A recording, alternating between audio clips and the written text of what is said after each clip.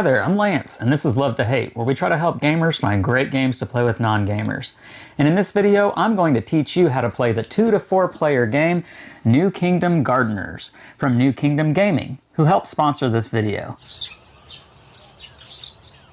In New Kingdom Gardeners, players are, well, gardeners. And you've been tasked with sowing fruit-bearing seeds by the Master Gardener. Ages ago, the Master Gardener created everything, including people. Unfortunately, some of those he created have become defiant and have abandoned their gardens, allowing sinister weeds to sweep in and crowd out those fruit-bearing seeds. But there is hope. The Master Gardener will return in an event that's known as the Great Harvest. Players compete to have the most bountiful harvest to win the game and become the head gardener.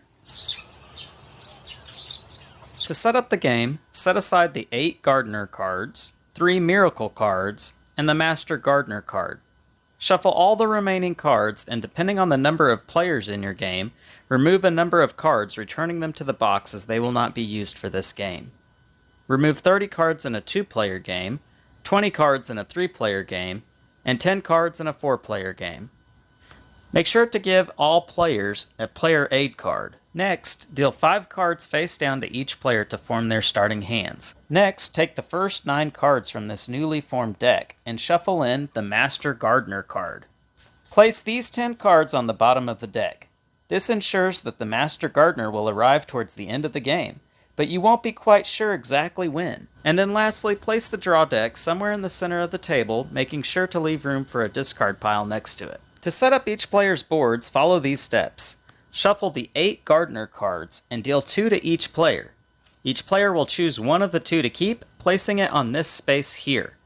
They will discard the other card, returning it back to the box. If the gardener you chose tells you to start the game with a different setup than what is discussed in this video, go ahead and follow the directions on the Gardener card now. Alternatively, if this is your first time to play New Kingdom Gardeners, you can use the pre-constructed deck of Gardener cards as listed in the back of the rulebook. This will help new players learn the basics of the game without overwhelming them with the Gardener abilities. Next, give each player 2 doves, which are kept on the top right of their board, and 3 yellow fruit. All fruit, regardless of color, is kept on the top left of the board. Next, players will reveal any thorns that they may have in the 5 cards that were dealt to them. Next, place those thorn cards in the spots on your board next to your Gardener card. If any player were to have more than 2 thorns, discard the excess thorn to the discard pile, drawing a new card from the deck. If that card is a thorn, discard it as well. Continue doing this until you receive a card that is not a thorn. All players should have 3 cards in their hand at the beginning of the game. The player with the most revealed thorns in their garden will receive the first player token. And if there's a tie, then the tied player who most recently watered a plant will be the one who receives the first player token. And finally, shuffle in the 3 Miracle cards to finish setting up the deck. Now, typically in most games, play will start with the player with the first player token and then proceed clockwise around the table. However, in this game, play will proceed after the first player counterclockwise around the table. Now, before we go any further with the rules, there are some key concepts about this game that you'll want to understand first. The first being the victory points also act as a currency in this game. You have yellow and purple fruit. Yellow is worth 1 point, while purple is worth 5 points. And you will be paying these to be able to take certain actions throughout the course of the game. However, they are your victory points, so you'll want to weigh out those choices judiciously. Also, another key concept is the creeping rule, which we'll cover right now. As in real life, thorns and weeds have a tendency to creep, and if left unmanaged, will overtake a garden. In this game, thorns will act no different. Anytime a player plays a card in their seed row, they will first move all the cards already in their seed row 1 space to the right, opening up the space closest to their Gardener card, where they will place the card they are playing for this turn. This may mean that a card is moved off of their seed row. If this happens, this card will go into the seed row of the player to their right, occupying the first space next to their Gardener card. That player will likely have to move their cards in their seed row 1 space to the right, and if they were to have to move a card off of their board, they would pass that card to the player on their right. The creeping rule continues around the table of players until a player does not have a card move off of their board, or if all players are affected and they have a card move off their board, in which case the player to the left of the active player will simply discard the card that comes off of their board instead of handing it to the player who started the turn. Another key concept in New Kingdom Gardeners is that your workers will perform better as a team. Anytime you have two workers of the same type, you can place one on top of the other, forming a team. Later on we will learn what it means to play a worker card, but for now just know that if you already have a worker on your board, such as this grower here, you may play a worker of the same type from your hand onto the worker already on your board. Don't worry if the artwork doesn't match, so long as they have the same bolded name here. When you do this, you earn a number of bonus resources depending on how many workers you have in that particular team. A team with 2 workers earns you 2 yellow fruit. A team with 3 workers earns you your choice of either 3 yellow fruits or a dove. And a team of 4 workers earns you your choice of either 4 yellow fruits or a dove. Now there is no bonus for playing the first person in the team because they're not really a team yet. You need to have at least 2 workers before they become a team. Now, there is one other small concept about forming teams that I will cover here in just a second, but first you need to understand the next key component to this game, and that is that you can, and often will want to, help the other players. Generally speaking, in New Kingdom Gardeners, you receive more fruit by helping some of the other players than you do helping yourself. We'll see how you can do this later on in the video, but one of the main ways is that you can play a card from your hand onto another player's garden, helping to form or add to a team they already have. Returning back to the previous key concept of forming teams, you also earn bonuses for playing a worker on another player's garden and helping them form or advance a team. Just as before, teams must consist of workers with the same bolded word on them, such as assistant. Helping another player form a new team of 2 workers earns you 3 yellow fruit. Adding 3 workers to another player's team gives you a choice of 4 yellow fruit or a dove. And adding a 4th worker to another player's team gives you 1 purple fruit or a dove. And remember, you receive no bonuses for playing the first member of a team because, again, they're not really a team yet. Beginning with the first player, players will do 2 steps on their turn, and then play will proceed counterclockwise. The first step is to place your doves on your gardener or workers you have on your board that you would like to activate for this turn for a gardening action or to activate special abilities.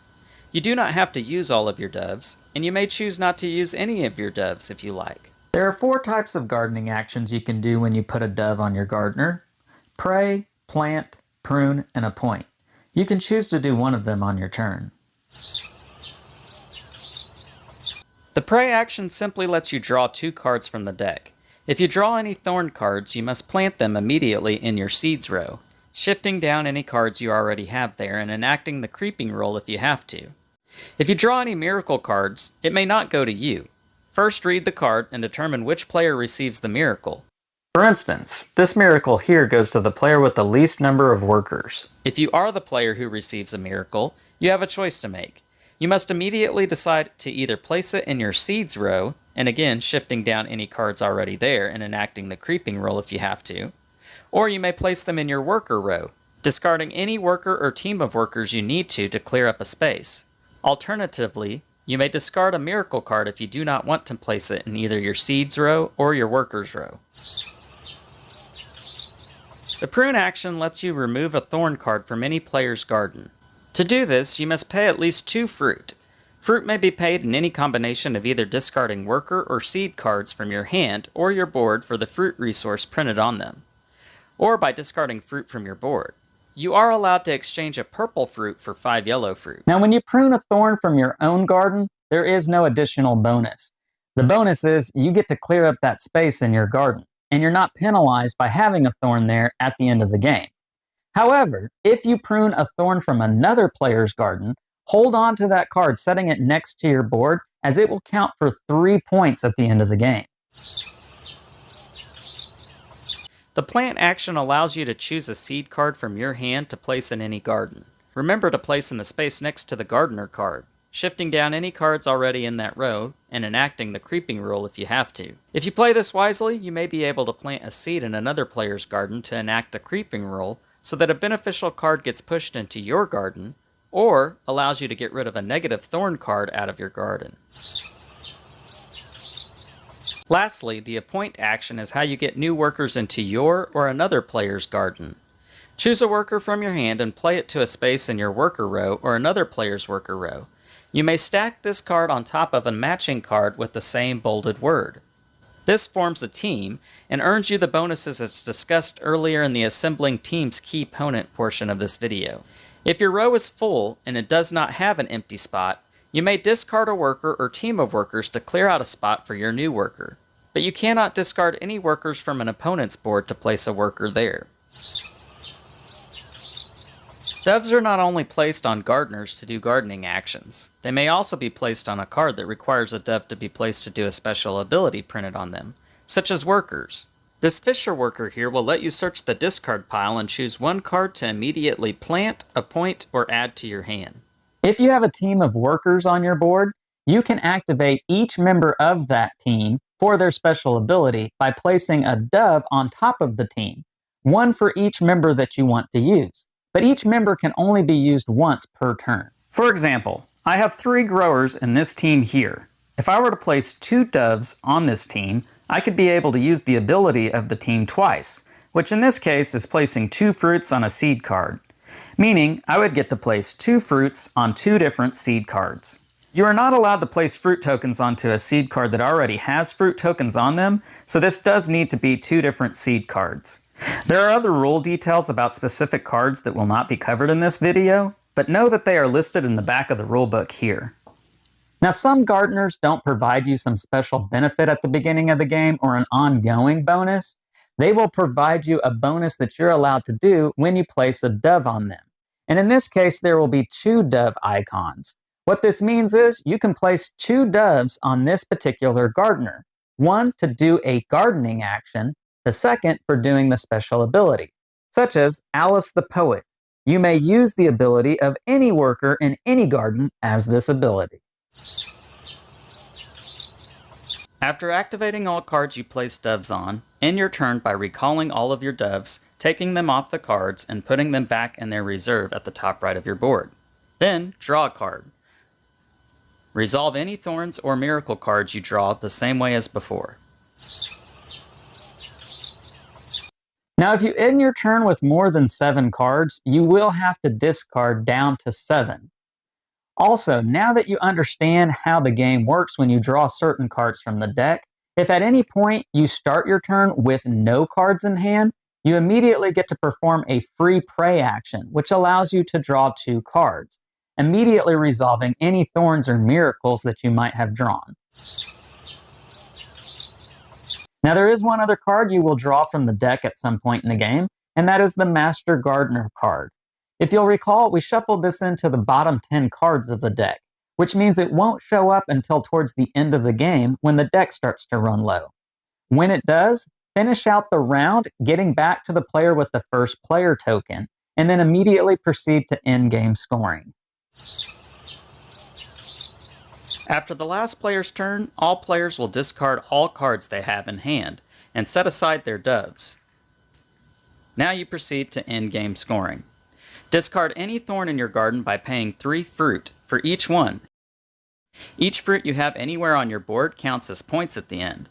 Yellow fruit count as 1 point, while purple fruit count as 5. Lastly, count all fruit icons on all the cards on your board and receive 1 point for each one. Be sure to count each worker and any teams you might have on your board. The player with the most fruit wins. If there is a tie, the player with the most workers wins. If there is still a tie, the player with the most collected thorns is crowned head gardener. And that's all you need to know in order to play New Kingdom Gardeners. New Kingdom Gardeners is coming to crowdfunding, so make sure to check out the campaign page link down below in the description of this video now that you watch it and you know how this game works. If you have any questions about any of the rules discussed in this video, please leave them in the comment section down below, and I'll be happy to answer them when I get a chance. Creating how to play videos and other videos that you see here on Love to Hate takes a tremendous amount of time and effort. So if you enjoy our videos, it goes a long ways whenever you hit the thumbs up and subscribe to the channel. I'm Lance, and this is Love to Hate, where we try to bridge the gap between gamers and non-gamers. We'll catch you next time.